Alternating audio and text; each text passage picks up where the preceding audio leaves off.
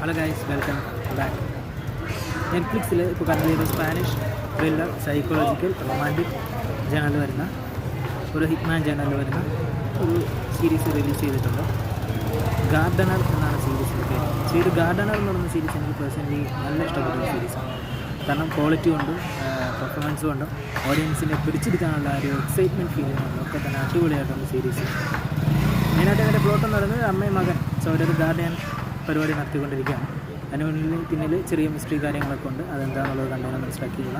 അങ്ങനെ ഇരിക്കുന്ന സമയത്ത് പുള്ളിക്കാരൻ ഈ മകന് 6 വയസ്സിൽ എന്തൊരു ആക്സിഡൻ്റായി ഇമോഷൻസൊക്കെ നഷ്ടപ്പെട്ടു. പക്ഷെ പുള്ളിക്കാരൻ ലൈഫിലേക്ക് ഒരു റൊമാൻസ് ഇമോഷൻ കടന്നു വരികയാണ്. അത് എങ്ങനെ അതിനുശേഷം എന്തൊക്കെ സംഭവിക്കും എന്നുള്ളതാണ് ഗാർഡനർ എന്ന് പറഞ്ഞ ഒരു സീരീസിൽ പറയുന്നത്. പക്ഷെ സംഭവം വളരെ സ്മൂത്തായിട്ട് കൊണ്ടുവന്നുണ്ട്. അത് നമുക്കൊരു ത്രില്ലിംഗ് എഡ്ജ് എക്സ്പീരിയൻസൊക്കെ നമുക്ക് ഇടയ്ക്കൊക്കെ തരുന്നുണ്ട്.